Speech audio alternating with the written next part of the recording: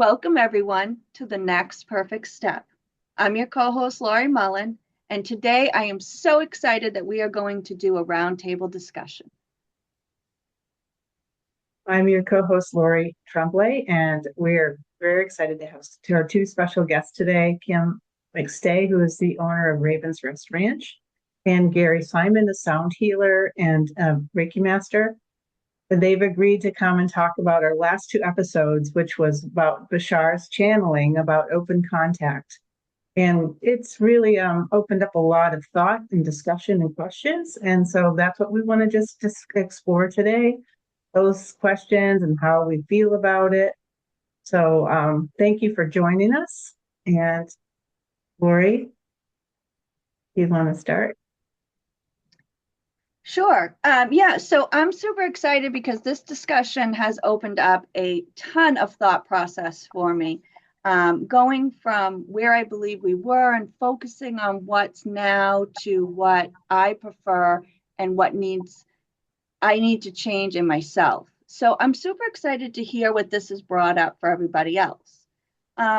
So what does open contact mean to each one of us?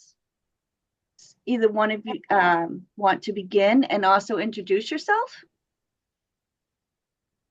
Gary, you want to start? Sure.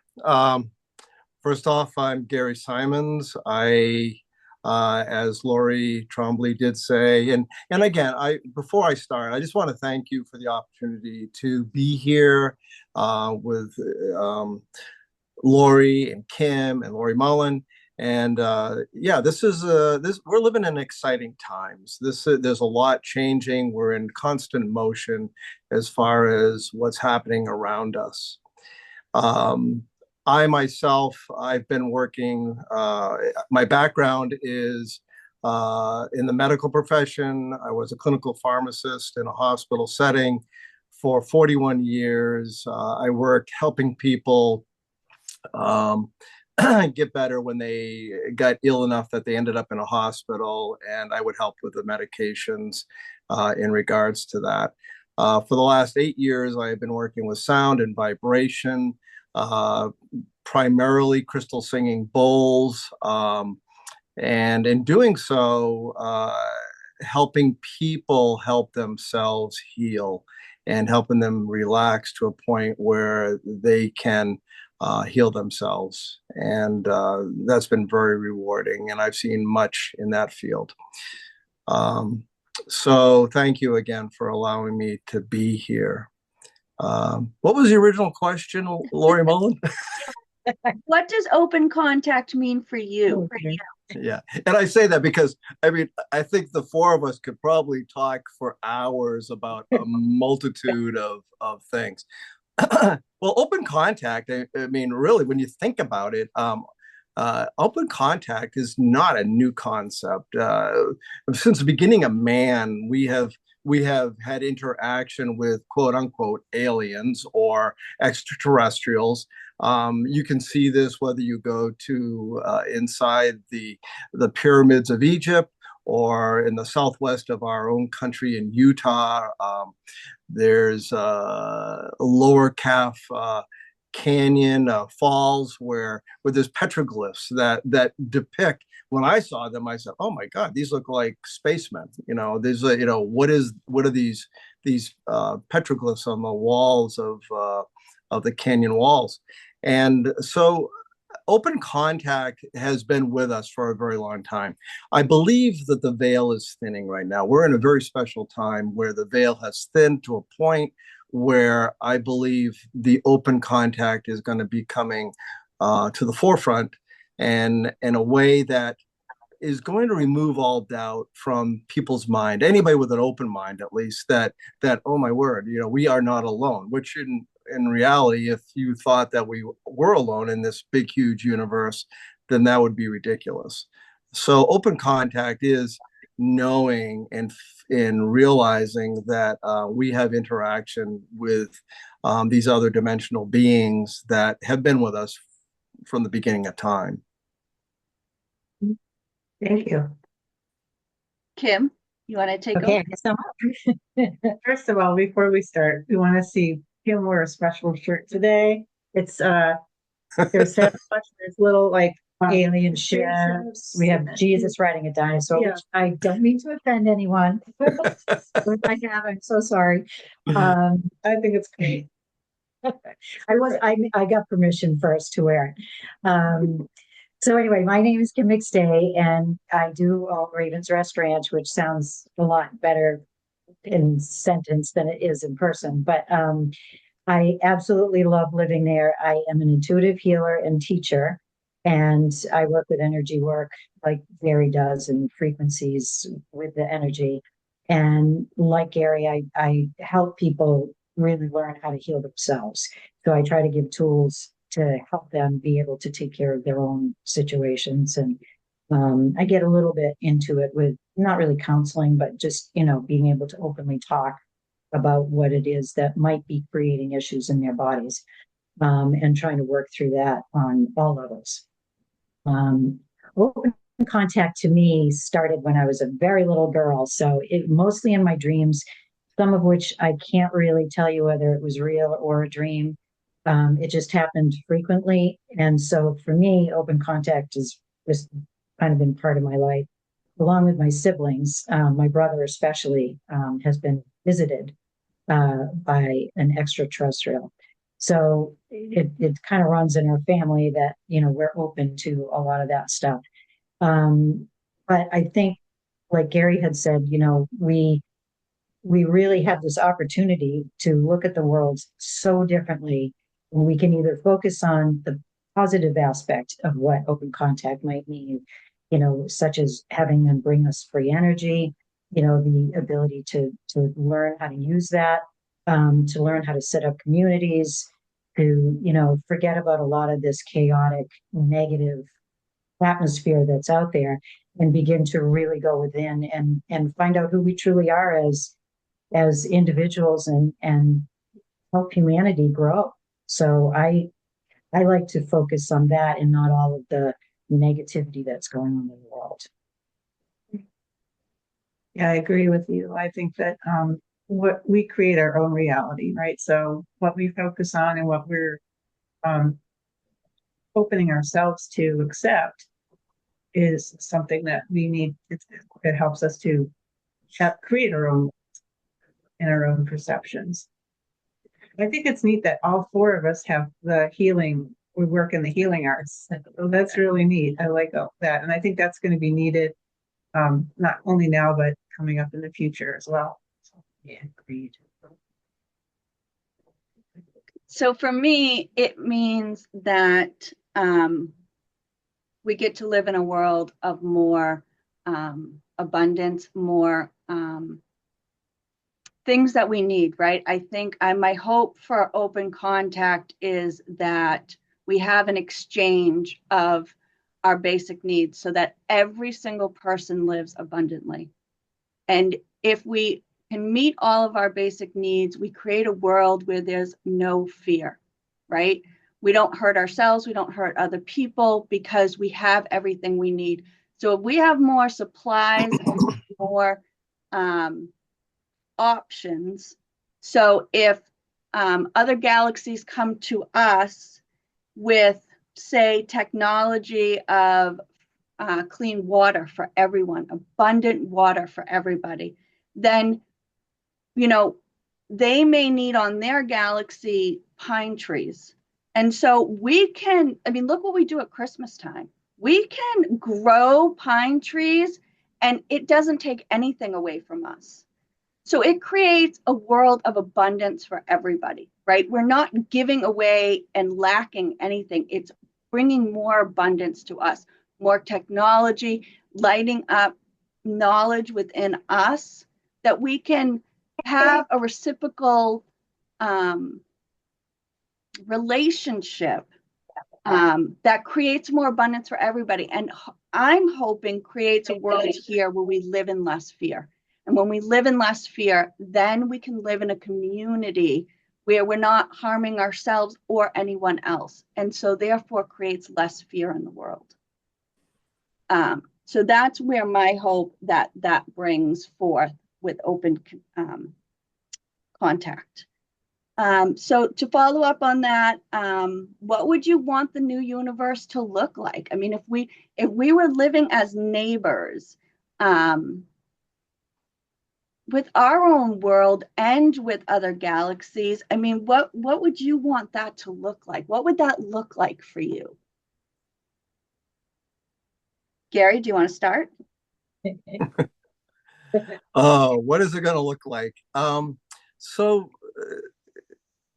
I have to go back and look at the different things within the concept of the changing world, and I think my background is very diverse, and I'm probably a contradiction in the sense that I work with quote unquote metaphysical type stuff now, but I also did spend a lot of my years uh, looking at scriptures and biblical and different religions, and so the new world. I mean, it really is heaven on earth. I mean, and that's basically a heaven on earth to me would represent a world full of love, and the love is something which is in all of us, um, would have to come through in a quote unquote Christ consciousness. So a Christ consciousness is that consciousness which allows the love and allows the unconditional love and compassion within each one of us and within the universe to come forth and to be the umbrella of emotions, the umbrella of feelings, the umbrella of that which is in each side of us, the light within each side of us, inside of us. Again, going to the religious side of things, and yeah, I love your T-shirt, Kim. I really do. With Jesus riding the dinosaur, I love it. I love it.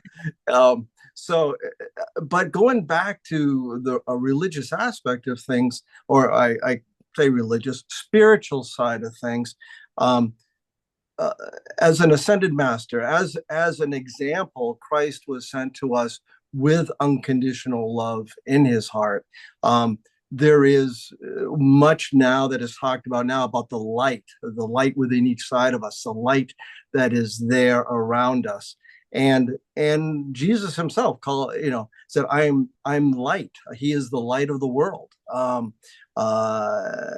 Also, they talk about the truth, and in Jesus was referred to as the truth.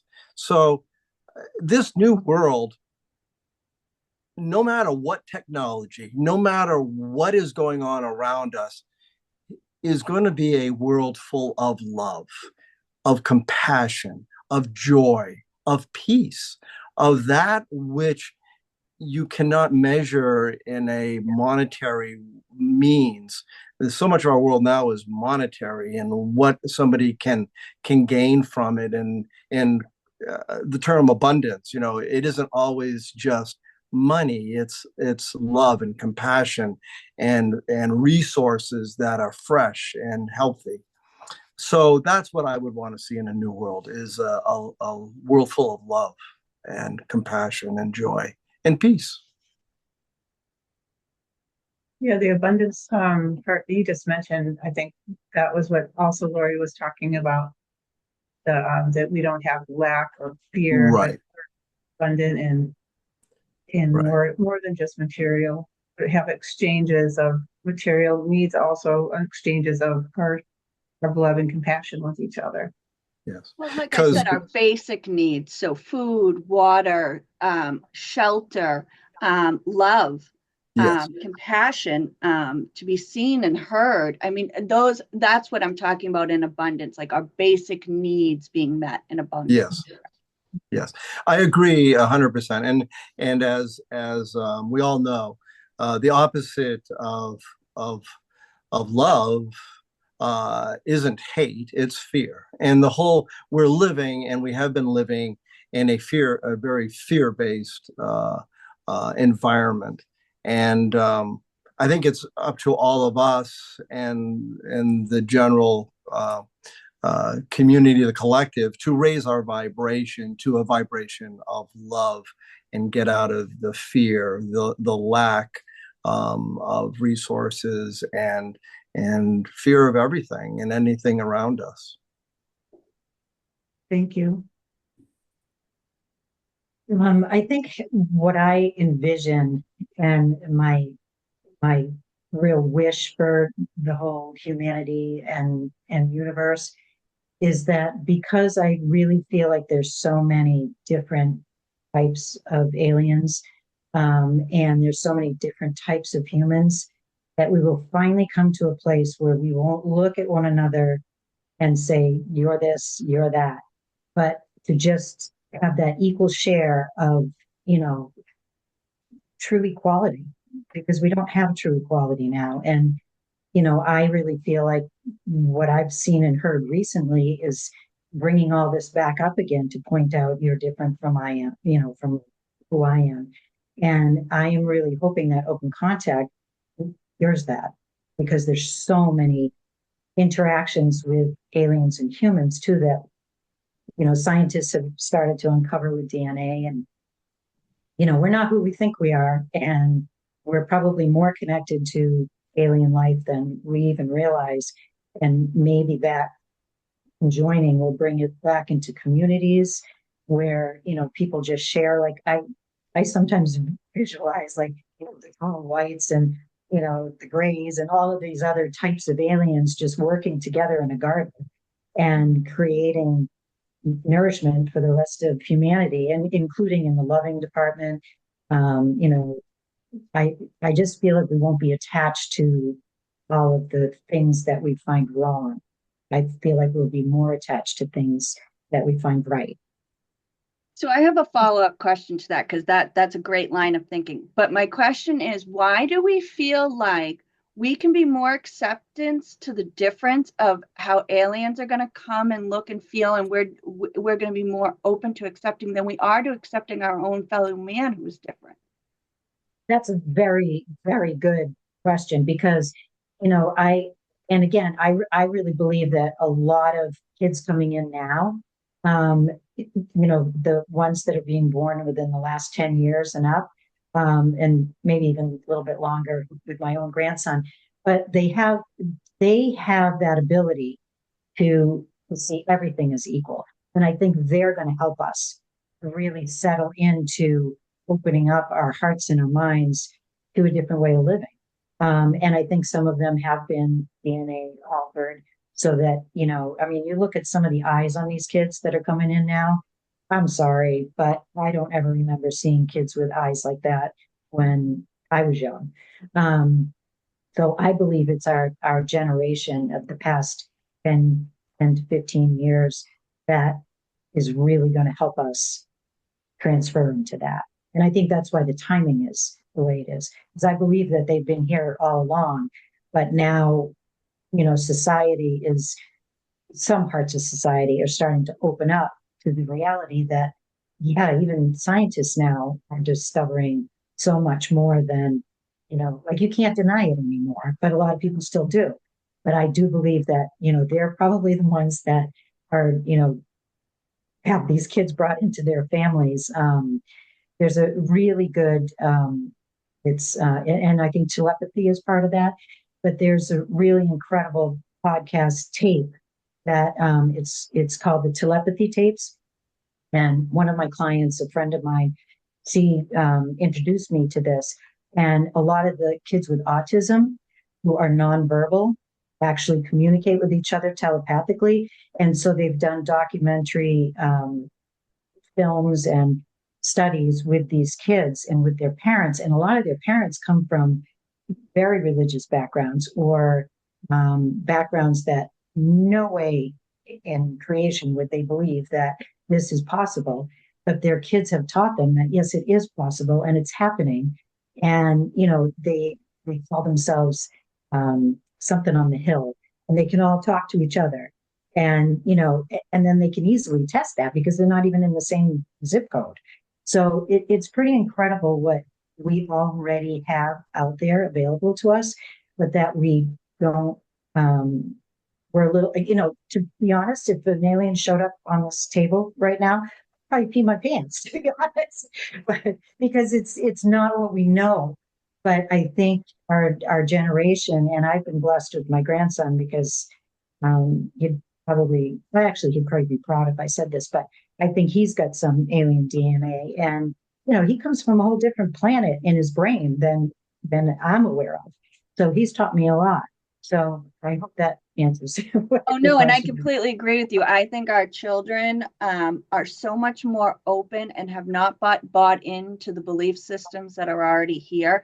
I think they're more open to think for themselves. They're more open of differences. I think that was a perfect answer. Absolutely. Thank you. Your So, son Laurie, is do you want to your take next. over the question? What would you want your new universe to look like? Well, okay, I love that question because I think a lot of us are already dreaming about what we want our universe to look like, and to have. I believe that a lot of the fear comes from maybe some of the movies that were around in the 50s about. I don't really like the word aliens because it just makes you feel like those movies. So there was a lot of fear, that they're going to come and take over your body and blah blah blah. So I think that's totally fear-based.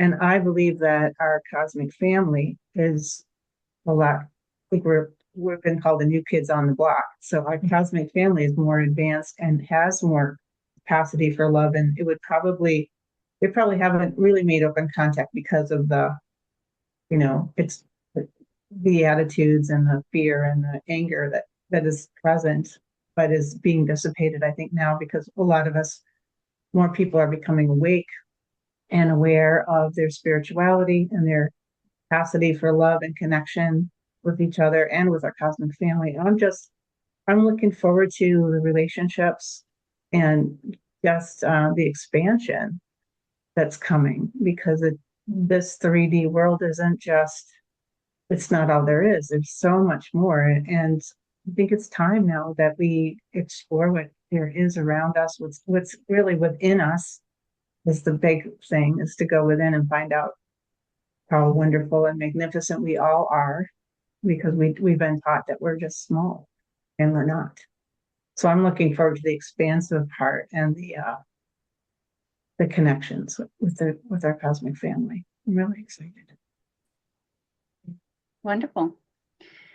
So yeah, so for me, I would like our new universe to be where we are all standing in our own power, where we show up as equals.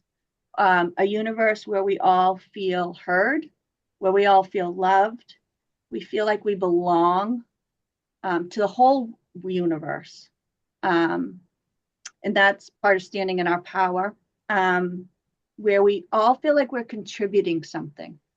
Right? I don't think that they're coming here just to give us something. I believe they're here to help us and to, help advance us and to help expand us. But I don't believe they're just here to give to us. I do think that this is going to be a reciprocal relationship. And we have to show up feeling worthy of that, feeling like we're contributing to. We have to show up as equals. And that's what I would like for us, is to show up in our power and for a universe to look like I said before, where we feel strong enough, where we love ourselves enough, and where we're loving each other enough to stand up in our power and know that we are just as worthy as them coming with new technology, that we are just as valuable, that we have something to contribute, and that we feel validated in that, right? And so that's what I would like us as a universe to look, showing up to the rest of the universe, where we live together in harmony, where we contribute to each other, where we support one another in all ways, as in our basic needs and in healing, where we live in harmony.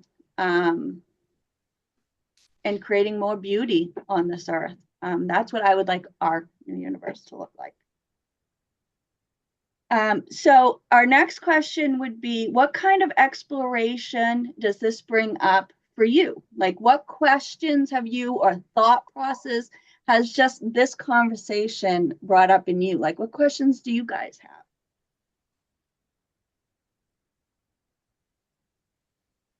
I guess Want me to I'll, start? Oh, sorry. yeah, or no, you go ahead. Actually, you go ahead, Gary. Okay. Well, open contact in regards to today's topic is in regards to Bashar and some of the stuff that it was coming through there. That's one of the things that I have been looking at in regards to the open contact that we're talking about today, without going down too many rabbit holes. So what it has brought up in me is the aspects of some of the things that he has said, which is that we have to elevate our vibration. Now, that in a scientific way is they're talking about. He gave a specific of 200,000 hertz or cycles per second in regards to the elevation of our vibration. So that being said is, okay, how can I raise my vibration? And the way I believe that we're being told to raise our vibration is through the mechanism of love, through the mechanism of compassion, through the mechanism of joy and within us, and to that the aspect of fear, it lowers the vibration. So that's what I, in myself, is try to focus on the things of love and try to focus on, and that's everything. That's loving everything and everybody, and you don't have to agree with what's going on. As they say, it's not my quotes, but you can't control what's going on around you. All you can control is how it affects you. So to look at things in a way of compassion and love, I believe is going to, in my own vision, is to elevate the vibration. Also, the aspect of the balancing of the male and female, that's something else that Bashar mentions. And the balancing of male female to me represents the male is a tendency of conflict. The female has a tendency of listening and understanding and compassion. So again, man and female are wired differently, but the aspect of ridding ourselves of conflict and embracing the understanding of the differences in all of us and loving each other for who we are and what we are, and that understanding is, again, the balancing of male female and raising the elevation of the vibration through the process. Just to go back just for a second, the idea of 200,000 hertz, that sound, from a sound perspective, the human ear would have a hard time hearing it and may not even hear it. It's the sound. It's supersonic. It's the sound that a bat or that a dolphin in nature gives off, and that is the sound of the higher vibration. And so in me, I like the stillness of listening, of sitting, of just hearing that which our ears don't necessarily audibly hear, but that which comes through in a way that is beyond human hearing, and a high vibration of love. So that's what I work on. That's very interesting. I love that, especially about the sound the way you explained it. Thank you. Yeah, I have a little to add to the whole vibrational frequency. Um, I I think that you know, like everybody always says, gratitude is the highest form of frequency. And I disagree with that. I think that the state of knowing is the highest frequency. And I think that when we get into our own personal power, which is sort of my question to it, like how, if they come here, is that going to enhance our own sense of personal power, or are they going to want us to um, kind of be instructed by what it is that they want to create here? You know, are we going to be co-creators with them in the new vision of what the world will look like? And can we stay in that co-creative state if we keep our frequency high enough where we're not used to that frequency, but in a state of knowing where we know truly who we are and we remember our own inner power and, you know, and just how incredibly powerful we are. I think we can stay in that state of frequency, no matter how out of range it sounds, which it does really sound out of range. But I think we can do that.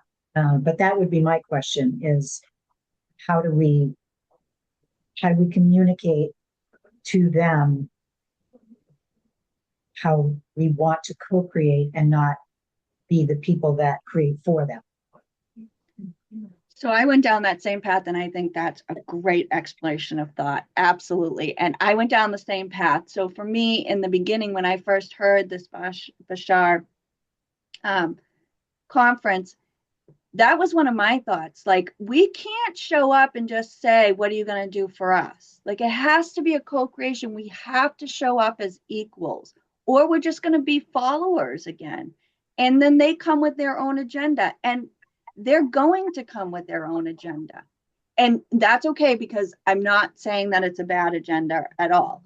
But we need to be part of that process. We need the reciprocal understanding that that's what we want too, and to have our voice be heard in that process of what we're going to create moving forward.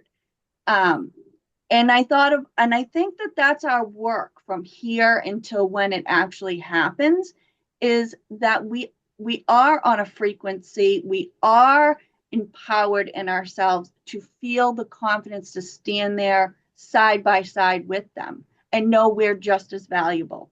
I don't think as a society we're there right now. Like you guys are saying, we're not at that frequency. But I think that that's our work, right? And that starts within each one of us. I heard something recently that, you know, instead of teaching people, like, we're going to show up and our vibration is just going to start affecting other people, right? And it's going to get them to that, to want to go down the path to bring their vibration up to where we are. And so it starts with each one of us. If we can get to there, we can help other people get to where we need to be. But I think that's excellent, Kim. That's very important as to what you were saying, because I went through in the beginning, when I first heard that, I went through the same process. I mean, when we first heard this, I looked at all the negatives. Like, I looked at our society and thought, oh my God, like, no wonder they're postponing this. Because, like, I mean, right away I heard questions and stuff about, I mean, people were romanticizing aliens and stuff. And I thought, oh my God, is this really where we are? Like, there's so much we need to work on. But yet then I went through this amazing process of where I think that this has gone for me is that I want us to stop. And I think that this is the old, where we are always focusing on what's wrong or what needs to be healed. And we're moving to following our joy. So what is it we prefer? I mean, if we truly, you hear it all the time, we create our own world. We create our own reality. And if you truly believe that, then you have to believe it in every aspect of everything. So we're going from seeing what we don't want to now focusing on what we prefer. And that's part of this conversation. Like, what is it that we prefer? What do we want to move towards? Instead of looking backwards, what do we want to move towards? And Gary, me and Laurie have talked a lot about the feminine and masculine energy. So I think, and it's hugely important. And Bashar talked about that. We have to balance that, right?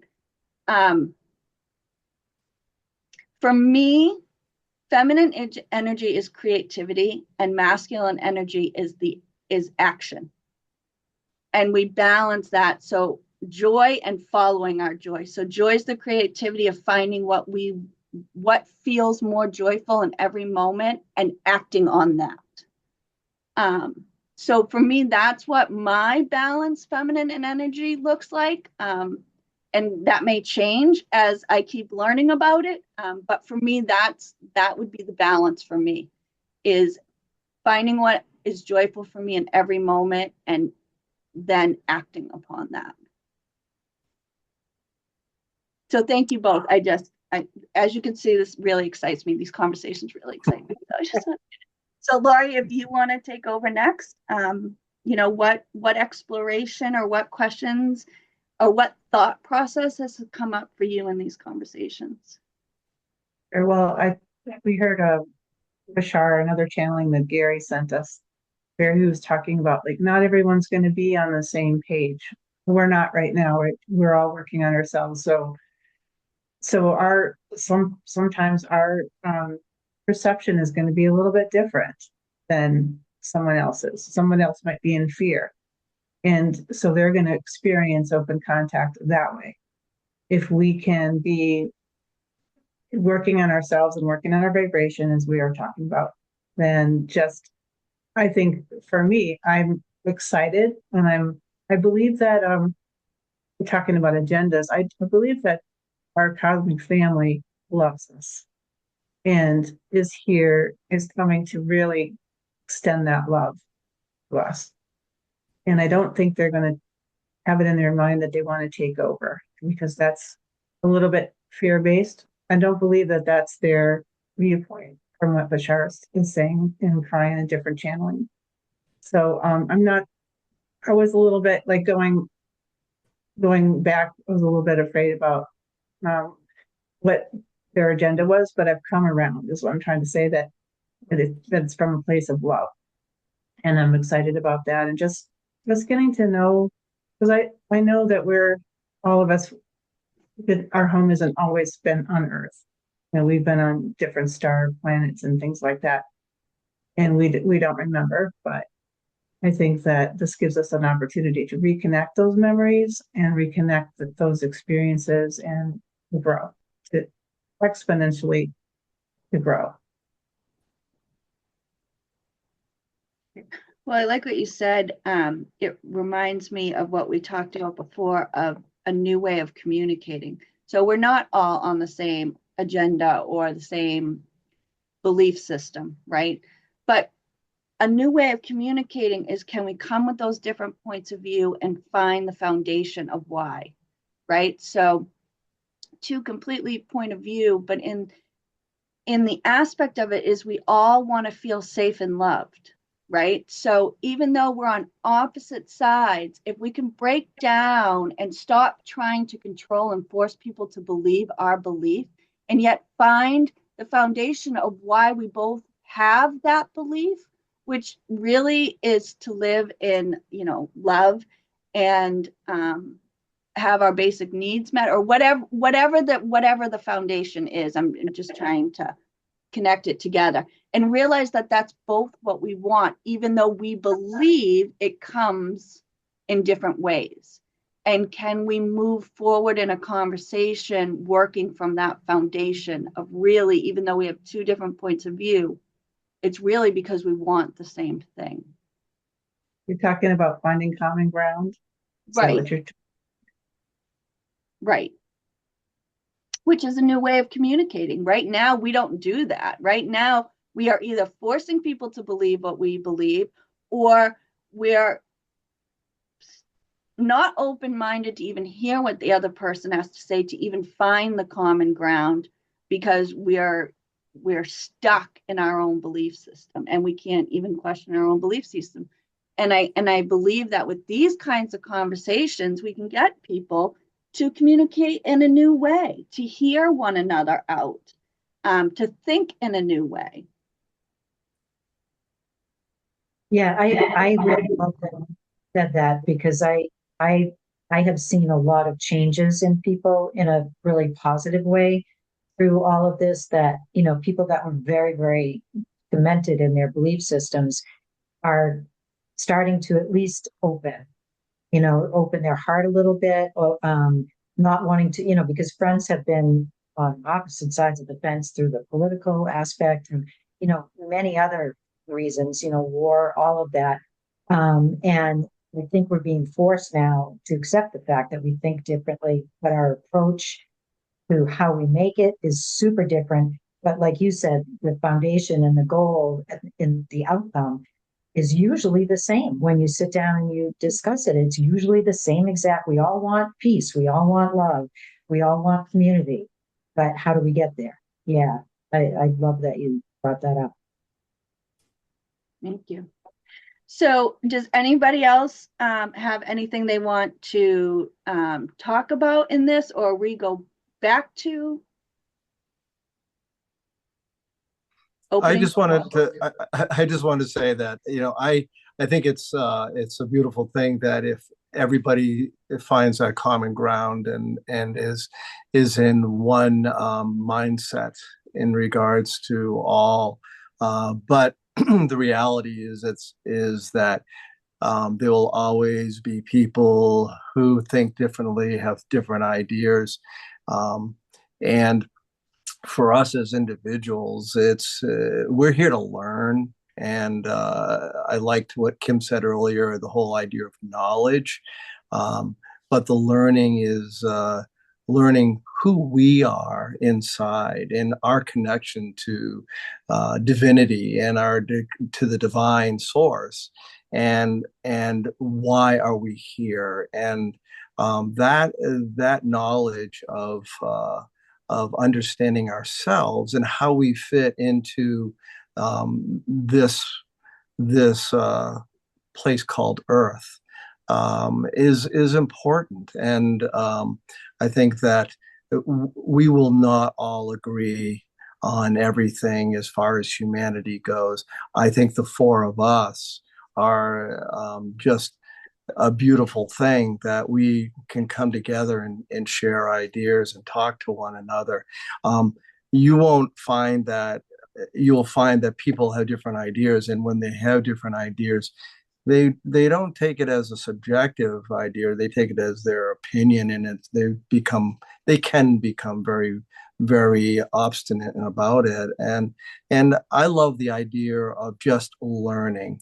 A wise man once told me that um, when you're speaking, you're not learning. You're not learning when you're speaking. When you're listening is when you learn. And I love listening to all of you, because through your ideas and through your minds, I can learn from your experiences and from your understanding of the earth that we live on. Yeah, I love that. And that's exactly why, to hear us all talk, it sends me down another pathway of thinking that I may never have even come up with to even think about, which is what I loved where we started all of this. That's exactly what Bashar had done for me, was just open up new ways of thinking that I had never even contemplated thinking about. So I love these conversations. So thank you. Thank you for being with us. And if our listeners have any comments, we'd love to hear what your thoughts are, or your questions, or your opinions are about this topic. We have a Facebook page, and also you can contact us at the next perfect step at gmail.com. We appreciate you. Go ahead, Laurie. We just thank everyone for being with us today, and especially our wonderful guests, Kim and Gary. Thank you. So there was one other thing. Bashar had given us the statement And he said he was not going to tell us the meaning, that this was a statement where we needed to talk to one another. We needed to share our thoughts and our ideas and what we thought that this meant, which I kind of love that. I love that he's not telling us, but he's letting us explore, right? So the statement was, the dark night of the soul calls forth the light within. And when the light of truth comes forth, the blind shall see once again. Now he repeats it again. And on the third time, I found it very interesting that he changed it just a slight bit. The dark night of the soul calls forth the light within. And once the light of truth comes forth, the blind shall see once again. We'll explore that another time. I want to explore the main theory of it, but I found it very, very interesting that on the third time he changes one little word, which kind of opens up like, what does that mean to change that one little world? So I just love this expansion. But I'd like to go around and ask each one of you kind of, what are your thoughts on that statement and what could it mean for you? And if you'd like me to repeat it again, I will if you need me to. I would love to start on that because I have a lot of thought process when it comes to the dark night of the soul. I don't see it as that negative thing that a lot of us have been sort of told that it is about, where you hit rock bottom and now you have the dark night of the soul. Einstein says that darkness is really not in existence as much as it is just the absence of light.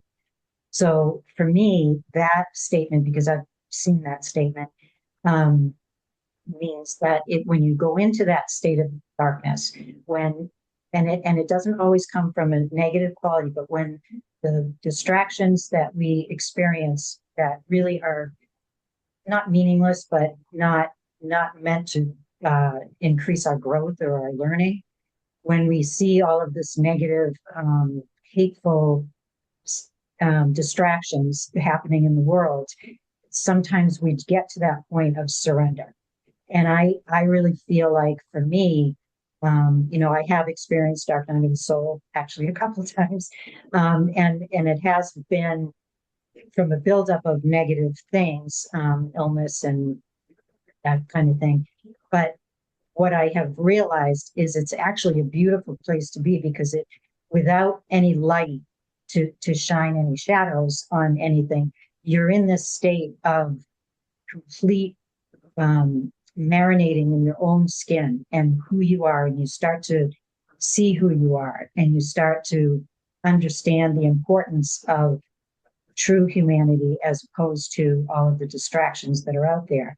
So then when the light comes, you have a choice that you can see all of the negativity still, but you can't unsee the truth.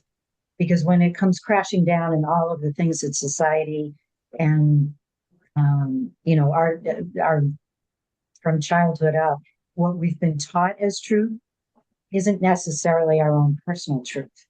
And I get argued with a lot on people that I bring up this subject with because there is such a thing as truth. Well, I don't really believe there is an expansive truth. I don't really believe that. I believe that the truth is within each and every one of us as to what resonates with us as an individual within the collective consciousness. So for me, when the light finally is shown on the darkness, then the choice comes in. Do I create something incredible for myself, or do I live in that shadow aspect of the light and not embrace everything that is available to us when the truth is really illuminated before us? We can kind of go in the shadow, but you really can't unsee what you know is your own truth. So that's my my take perspective. Yeah, that's great. So that means like where the blind shall see, that's kind of what you said. You can't unsee you can't unsee the truth. I like that. Thank you. You're welcome. I have a lot of time alone to think about crap. Good. Gary, do you have an idea about that? When I saw these words, heard these words, the dark night of the soul, I I look at it on yes, there's an individual aspect, like Kim mentioned, but um, I look at our journey, our existence as possibly being everything that we experience of learning as potentially uh, that of the dark night of the soul, of the learning process, and that which is in all of us. And and again, I when I see these words, it's almost scriptural to me, because when I see light, I look at it in the way of, again, from a spiritual, um, and it isn't just Christianity. Christ consciousness is not a all about Christianity. Christ consciousness is about the Christ, which is uh, compassion, unconditional love, and that is what I see in these words is that we're going through this journey, this dark night of the soul. I believe we're all in that no, it isn't deep, dark, and terrible. It's just this learning process. And when the light shines through, and the again, I am almost if you went back into old scriptures, Old Testament types of there's prophecies about um, the light of the world coming forth, and yes, the blind being able to see, and there is actually it says the young men will prophesy that there will be much unveiling in these times. So I look at it as not only scriptural, but okay, is this something that is interconnected with this contact, this open contact concept? Is is this knowing of the the different realms?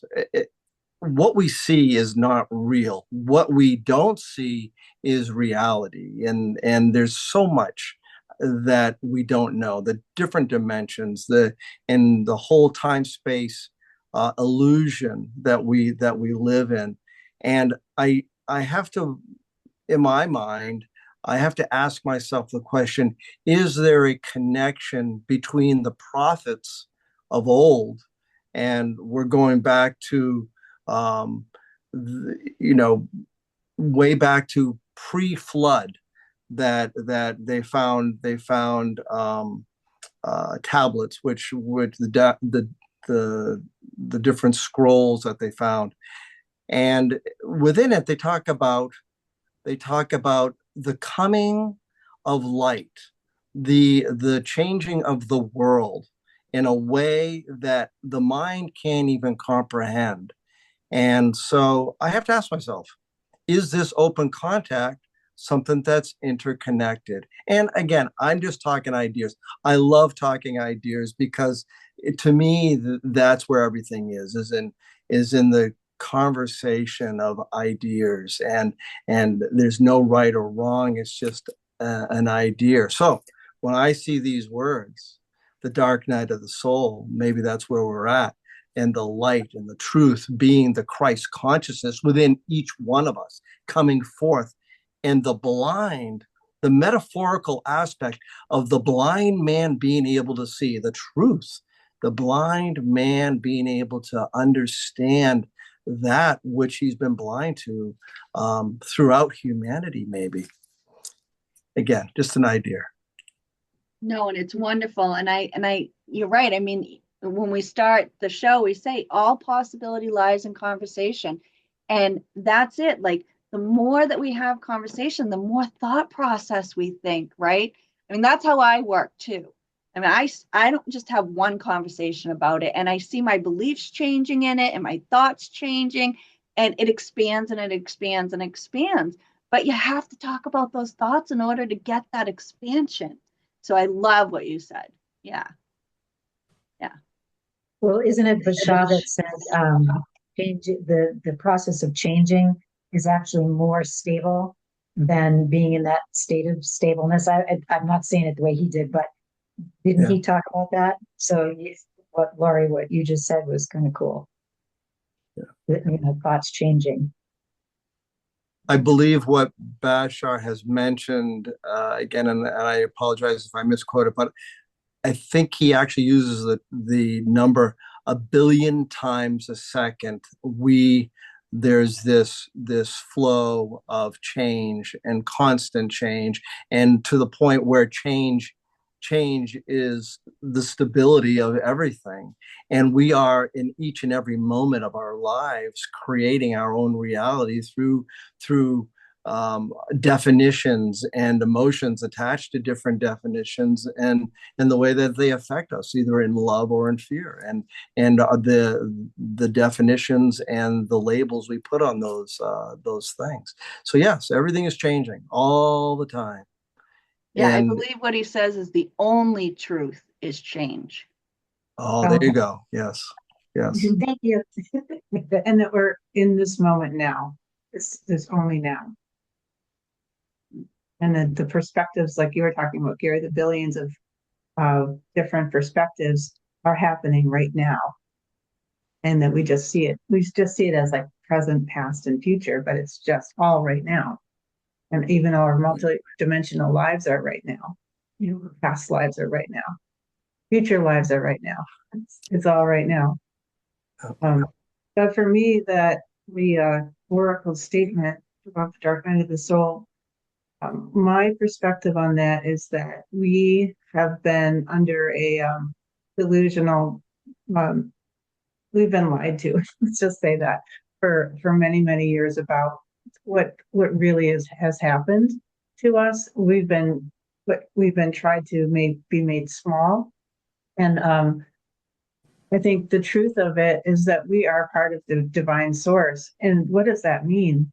How big is that? We have no idea, and we've been deliberately, that's been covered up in our society, and maybe in many other societies. But I think once we realize that we are one with a divine source, and our cosmic family is one with divine source. I mean, I can't even imagine that knowledge of really sinking in for each of us. To me, that is the brightest light that there could ever be. And we'll know who we are. We know who each other is. We'll know that we are part of divine source, and that we are not small, and we're not weak. We are very loved, and we are creators of our own reality and our universes, multiverses. It's just, I mean, we're all always going to be expanding, going up and up and up forever, and it's just gonna be amazing. But that one constant truth is that we are part of divine creation. That's the most beautiful thing to me. Yeah, I totally agree. I've heard lots of people say, like, we as humans don't really realize how powerful we are, that other galaxies and other beings see us as, extremely powerful. And yet we live in this world surrounded by fear. So we don't know our own power. So I love what you said, getting to know that we are that powerful, and not powerful over anything or anyone else, but just to stand in your own self-empowerment would be a wonderful thing for all of us. And I hope that for everybody. So as Gary and I talked about, I don't just do things once, right? I am a person who thinks things through many, many, many times to figure out what I really feel and believe. So I'm going to share both. I'm going to share the first thoughts that came up when I heard this, and then kind of where I am right now. So when I first heard this, the dark night calls forth the light within. was, how do we respond to chaos? How do we respond when our beliefs are shaken, which can call forth the light to see what our beliefs have been hiding from us? When we discuss what that means individually and come to the root of why, what a better world looks like for everyone, and I mean everyone, we shall all see with new eyes. So in the dark, we see the light. So what is the light of truth? Is the darkness our belief system? What's holding us back from joy? Is the light our joy? Will we see a new world if we live in the light of joy? What would it look like to create from joy instead of fear or the darkness? So that was that was my thought process and all the questions that came up when I started thinking about this sentence. And then I started exploring, like, what does the dark night of the soul mean for everybody? And I listened to a lot of people talk. And I found it very interesting that I couldn't find one video from Bashar on what he explained the dark night of the soul was. There may be one out there, but I couldn't find it. And I found that very interesting. But I did hear Sarah Landon speak, and she said, the dark night of the soul will last as long as we continue to deny love for ourselves and deem ourselves unworthy. So that struck a chord with me for something. So I started writing. And I wrote, the dark night of the soul calls forth the light within. So it calls us to see love from within, to truly, truly give ourselves the love we deserve and we need to feel from within. And when the light of truth comes forth, so when we acknowledge our power, when we know ourselves as the masters we truly are, then the blind shall see again, and we will know our true selves once again. So that's what it had evolved for me from beginning to end, and kind of where I stand now is that when we truly love ourselves and we truly acknowledge that we are masters, that we are source energy, then we see who we truly are. So that's what it meant. That's what it means for me right now. And I love getting to explore what it means for each one of you so that it might evolve and I might change what it means again. So as we wrap up, I just want to hear from each one of you. Like, is there any last impressions or thoughts that you'd like to share with everyone? I would like to just say that I think this is an important conversation that we should have with each other and, lots of other people, and just to keep talking and keep growing and exploring. I like how that you were writing in your journal and, going within to see how you felt, Laurie, and what you believed. I think that's important, just to explore how we feel and share with each other, our views. And so it was really great to hear from everybody this morning. A great conversation. Yeah, and I just really appreciate the fact that you ladies are doing this podcast, because I do think it's really important. And, I've kind of been living under a rock for the last few years, rightfully so, and very happy doing so. But, I have a lot of alone time to have a lot of thoughts going on in my head. So to be able to discuss it with people and to be able to hear your thoughts is just really nourishing for me. So thank you. Yes, thank you. This has been a great opportunity to talk openly in regards to this subject of open contact, and the four of us could probably talk for days about this subject. There's so many rabbit holes to go down and get lost in, and what does it look like? What does it feel like? And I can say that, and I'm not a student per se of Bashar. I've heard of him. I followed some of his stuff that he said, and the formula that he talks about is a great way to look at life. But I can see originally, I can see why there may have been this pushback in time on the timeline as we may know it as time. I can see why there's been a pushback of as of late as to why this quote unquote open contact is going to occur.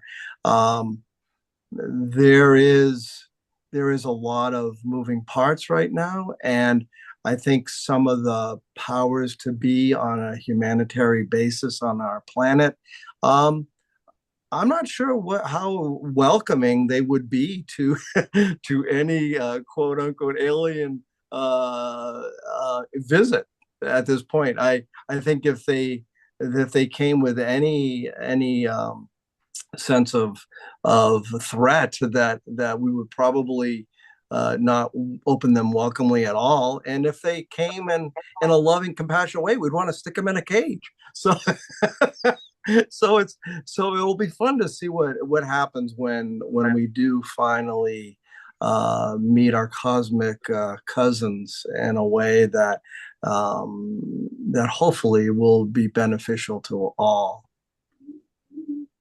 But thank you again for allowing me to be part of this conversation.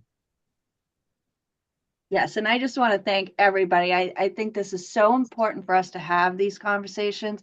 And I loved what you said, Gary. I too enjoy listening to Bashar. I'm not a follower because what he does for me is he opens up new ways of thinking, of me exploring my own beliefs and my own thoughts, just like I think this conversation does for me too. So I don't find him any more valuable than I find us right here. But I do enjoy that he does make me think new thought processes and gets me excited about exploring my thoughts and the directions that going in and changing my belief systems, not based off of what he's telling me to, but based off of him making me think in a new direction that I get to explore. So I loved how you said that, and I loved this conversation, and I can't wait to have more roundtables so that we get to keep continuing to have these conversations, because I think it is really important. So I am very honored to have you guys join me today, and very appreciative that you were willing to come on and share and be seen. So if you've liked this conversation as much as we have, please like, share, and subscribe. And until next time, how is your intuition leading you to the next perfect step?